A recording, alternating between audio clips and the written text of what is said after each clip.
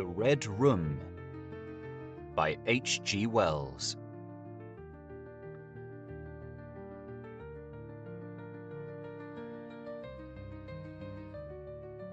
I can assure you, said I, that it will take a very tangible ghost to frighten me. And I stood up before the fire with my glass in my hand. It is your own choosing, said the man with the withered arm, and glanced at me askance. 28 years, said I have lived, and never a ghost have I seen as yet. The old woman sat staring hard into the fire, her pale eyes wide open. Aye, she broke in, and 28 years you have lived, and never seen the likes of this house, I reckon. There's a many things to see when one's still but 28. She swayed her head slowly from side to side. A many things to see and sorrow for. I half suspected the old people were trying to enhance the spiritual terrors of their house by their droning insistence.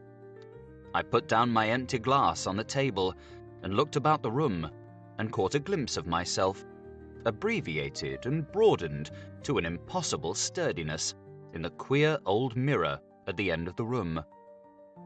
Well, I said, if I see anything tonight, I shall be so much the wiser, for I come to the business with an open mind. It's your own choosing, said the man with the withered arm once more. I heard the faint sound of a stick and a shambling step on the flags in the passage outside. The door creaked on its hinges as a second old man entered, more bent, more wrinkled, more aged even than the first. He supported himself by the help of a crutch. His eyes were covered by a shade, and his lower lip, half averted, hung pale and pink from his decaying yellow teeth. He made straight for an armchair on the opposite side of the table, sat down clumsily, and began to cough. The man with the withered hand gave the newcomer a short glance of positive dislike. The old woman took no notice of his arrival, but remained with her eyes fixed steadily on the fire.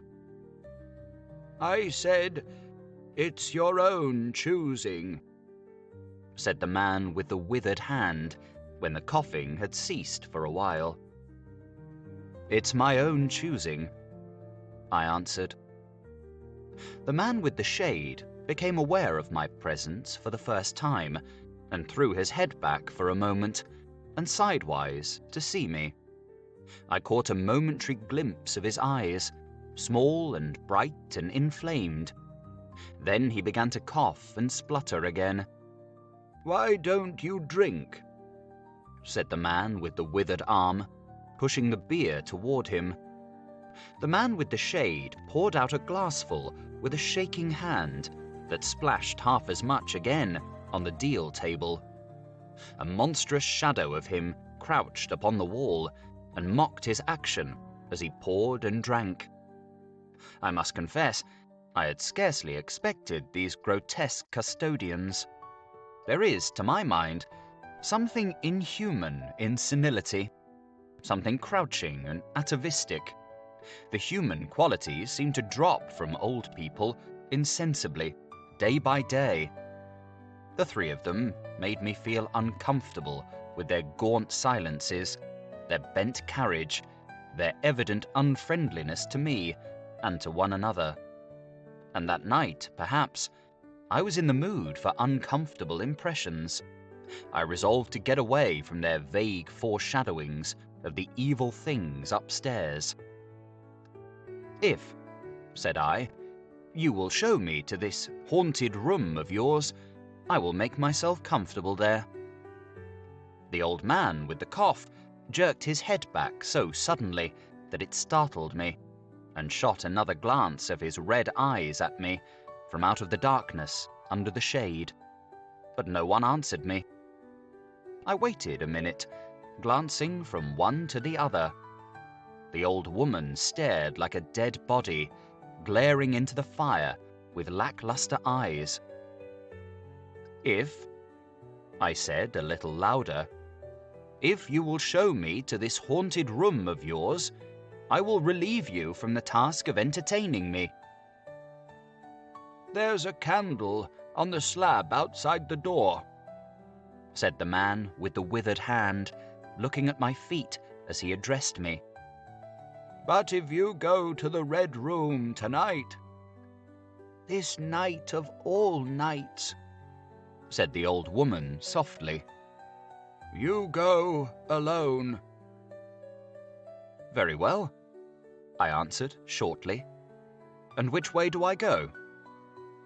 "You go along the passage for a bit," said he, nodding his head on his shoulder at the door, "until you come to a spiral staircase, and on the second landing is a door covered with green baize.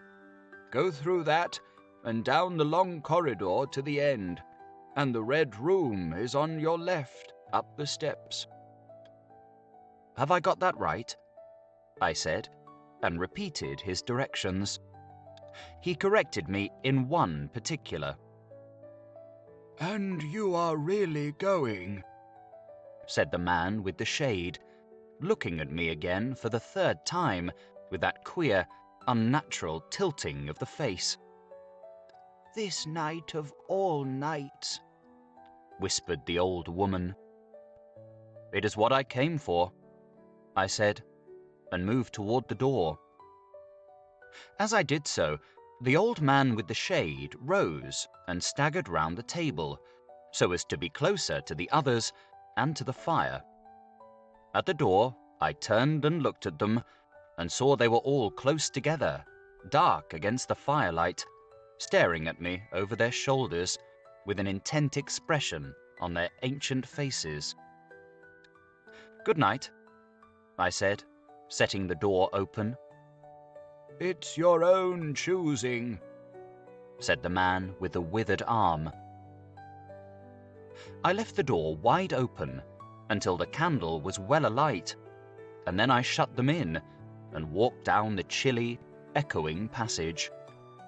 I must confess that the oddness of these three old pensioners, in whose charge her ladyship had left the castle, and the deep-toned, old-fashioned furniture of the housekeeper's room, in which they foregathered, had affected me curiously, in spite of my effort to keep myself at a matter-of-fact phase. They seemed to belong to another age, an older age, an age when things spiritual were indeed to be feared, when common sense was uncommon, an age when omens and witches were credible, and ghosts beyond denying. Their very existence, thought I, is spectral. The cut of their clothing, fashions born in dead brains, the ornaments and conveniences in the room about them even, are ghostly. The thoughts of vanished men which still haunt rather than participate in the world of today. And the passage I was in, long and shadowy, with a film of moisture glistening on the wall, was as gaunt and cold as a thing that is dead and rigid. But with an effort, I sent such thoughts to the right about. The long, draughty, subterranean passage was chilly and dusty, and my candle flared and made the shadows cower and quiver. The echoes rang up and down the spiral staircase, and a shadow came sweeping up after me, and another fled before me into the darkness overhead. I came to the wide landing and stopped there for a moment, listening to a rustling that I fancied I heard creeping behind me, and then, satisfied of the absolute silence, pushed open the unwilling, baize-covered door and stood in the silent corridor. The effect was scarcely what I expected, for the moonlight, coming in by the great window on the grand staircase, picked out everything in vivid black shadow or reticulated silvery illumination. Everything seemed in its proper position. The house might have been deserted on the yesterday instead of 12 months ago. There were candles in the sockets of the sconces, and whatever dust had gathered on the carpets or upon the polished flooring was distributed so evenly as to be invisible in my candlelight. A waiting stillness was over everything. I was about to advance and stopped abruptly. A bronze group stood upon the landing, hidden from me by a corner of the wall, but its shadow fell with marvelous distinctness upon the white panelling and gave me the impression of someone crouching to waylay me. The thing jumped upon my attention suddenly. I stood rigid for half a moment, perhaps. Then, with my hand in the pocket that held the revolver, I advanced, only to discover a Ganymede and eagle glistening in the moonlight. That incident, for a time, restored my nerve, and a dim porcelain Chinaman on a buhl table, whose head rocked as I passed, scarcely startled me. The door of the Red Room and the steps up to it were in a shadowy corner. I moved my candle from side to side in order to see clearly the nature of the recess in which I stood, before opening the door. Here it was, thought I, that my predecessor was found, and the memory of that story gave me a sudden twinge of apprehension.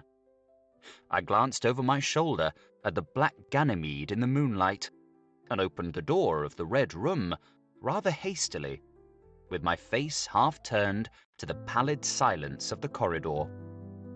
I entered, closed the door behind me at once, turned the key I found in the lock within, and stood with the candle held aloft, surveying the scene of my vigil, the great Red Room of Lorraine Castle, in which the young Duke had died, or rather, in which he had begun his dying, for he had opened the door and fallen headlong down the steps I had just ascended. That had been at the end of his vigil, of his gallant attempt to conquer the ghostly tradition of the place, and never, I thought, had apoplexy better served the ends of superstition. There were other and older stories that clung to the room, back to the half-incredible beginning of it all, the tale of a timid wife and the tragic end that came to her husband's jest of frightening her. And looking round that huge, shadowy room, with its black window bays, its recesses and alcoves, its dusty brown-red hangings, and dark, gigantic furniture, one could well understand the legends that had sprouted in its black corners, its germinating darknesses. My candle was a little tongue of light in the vastness of the chamber. Its rays failed to pierce to the opposite end of the room, and left an ocean of dull, red mystery and suggestion, sentinel shadows and watching darkness beyond its island of light, and the stillness of desolation brooded over it all. I must confess some impalpable quality of that ancient room disturbed me. I tried to fight the feeling down. I resolved to make a systematic examination of the place, and so, by leaving nothing to the imagination, dispel the fanciful suggestions of the obscurity before they obtained a hold upon me. After satisfying myself of the fastening of the door, I began to walk round the room, peering round each article of furniture, tucking up the valances of the bed, and opening its curtains wide. In one place, there was a distinct echo to my footsteps. The noises I made seemed so little that they enhanced rather than broke the silence of the place.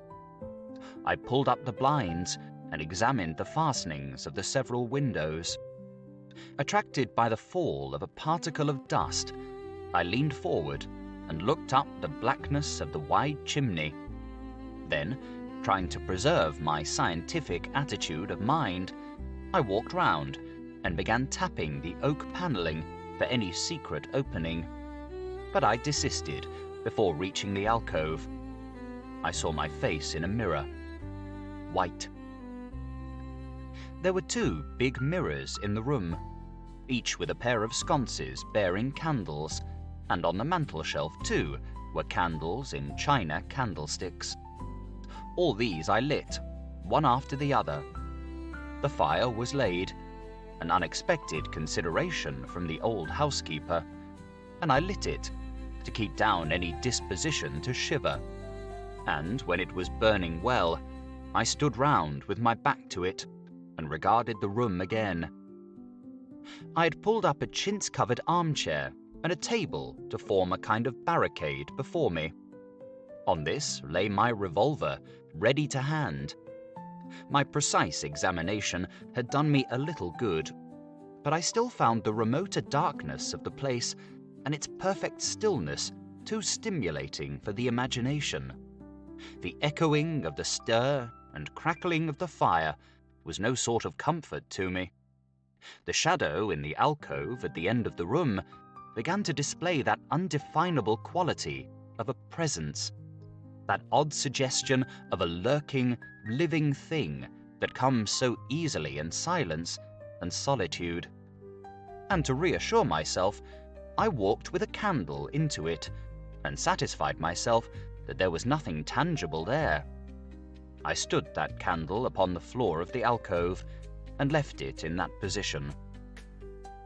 By this time, I was in a state of considerable nervous tension, although to my reason there was no adequate cause for my condition. My mind, however, was perfectly clear. I postulated quite unreservedly that nothing supernatural could happen, and to pass the time, I began stringing some rhymes together, Ingoldsby fashion, concerning the original legend of the place. A few I spoke aloud, but the echoes were not pleasant. For the same reason, I also abandoned, after a time, a conversation with myself upon the impossibility of ghosts and haunting. My mind reverted to the 3 old and distorted people downstairs, and I tried to keep it upon that topic. The sombre reds and greys of the room troubled me.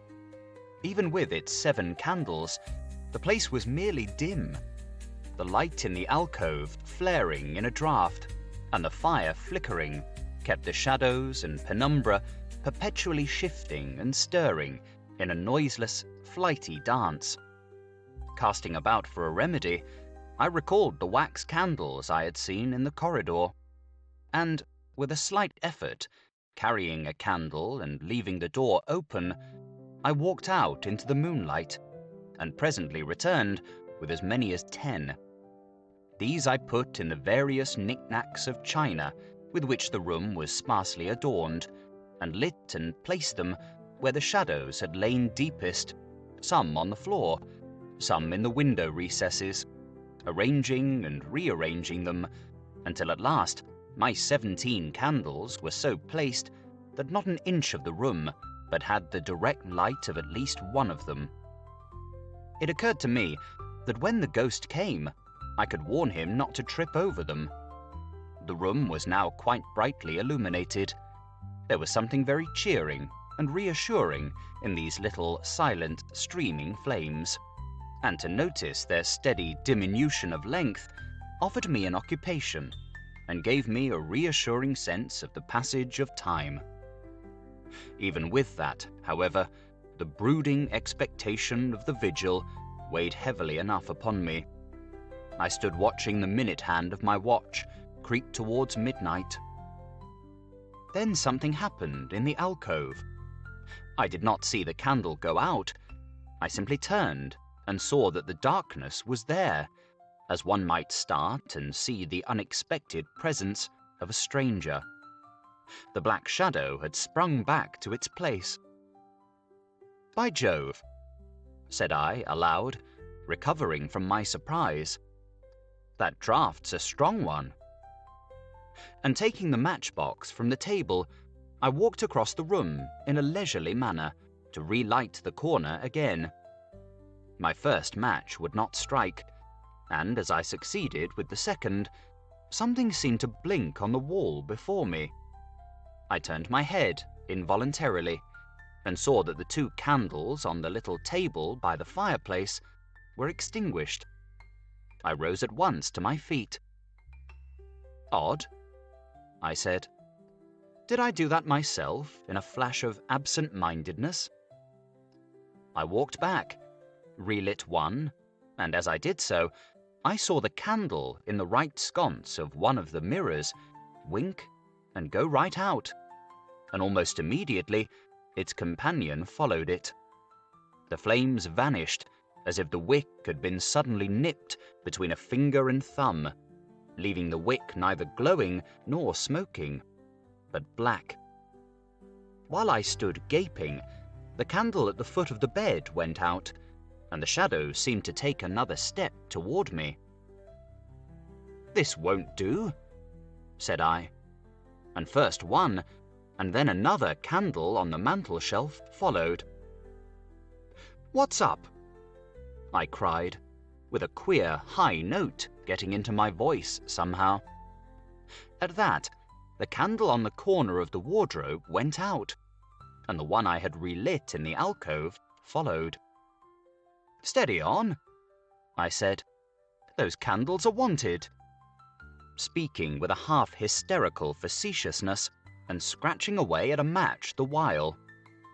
"For the mantel candlesticks." My hands trembled so much that twice I missed the rough paper of the matchbox. As the mantel emerged from darkness again, 2 candles in the remoter end of the room were eclipsed. But with the same match, I also relit the larger mirror candles and those on the floor near the doorway, so that for the moment I seemed to gain on the extinctions. But then, in a noiseless volley, there vanished 4 lights at once in different corners of the room, and I struck another match in quivering haste and stood hesitating whither to take it. As I stood undecided, an invisible hand seemed to sweep out the 2 candles on the table. With a cry of terror, I dashed at the alcove, then into the corner, and then into the window, relighting 3 as 2 more vanished by the fireplace. And then, perceiving a better way, I dropped matches on the iron-bound deed box in the corner and caught up the bedroom candlestick. With this, I avoided the delay of striking matches. But for all that, the steady process of extinction went on, and the shadows I feared and fought against returned and crept in upon me. First a step gained on this side of me, then on that. I was now almost frantic with the horror of the coming darkness, and my self-possession deserted me. I leaped, panting, from candle to candle in a vain struggle against that remorseless advance. I bruised myself in the thigh against the table. I sent a chair headlong. I stumbled and fell and whisked the cloth from the table in my fall. The candle rolled away from me, and I snatched another as I rose. Abruptly, this was blown out as I swung it off the table by the wind of my sudden movement, and immediately the 2 remaining candles followed. But there was light still in the room, a red light that streamed across the ceiling and staved off the shadows from me. The fire! Of course, I could still thrust my candle between the bars and relight it.